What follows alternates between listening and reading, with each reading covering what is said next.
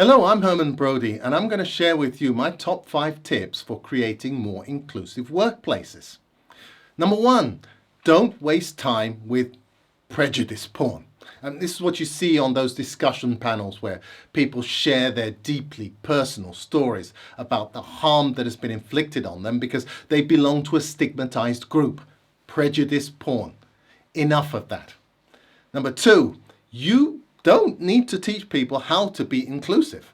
Exclusion is not a product of ignorance, it's the product of low motivation. People naturally include others who they perceive to be one of us, but if they perceive the other as one of them, there is no motivation to include.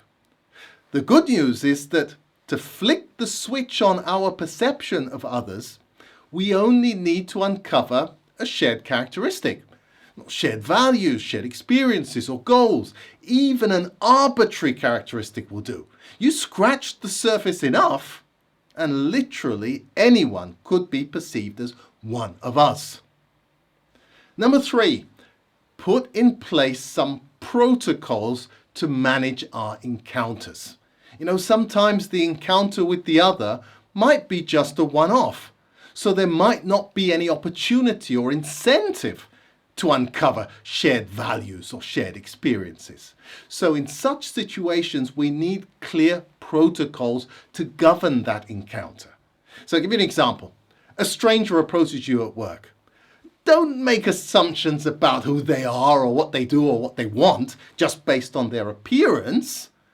Simply ask, how can I help you? Every time, how can I help you? You'll spare their blushes and yours. Number 4, limit your ambitions just to the workplace. Negative stereotypes are constantly being recycled and reinforced in the media and in popular culture.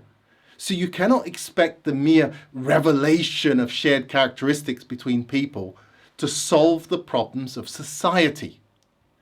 But changing perceptions can improve the relationship between you and me, between the members of our team, or between the people in our firm. It's also doable, it works, and it seems to make people happier. Number 5, anticipate the pushback. Now, whatever inclusion intervention one tries, there will always be some people who will oppose it. So you must anticipate the pushback and prepare thoughtful responses to address the opposition. And let me give you an example. They say, oh, you can't say anything at work these days. I say, well, why not say something about the business or the mission or about our values?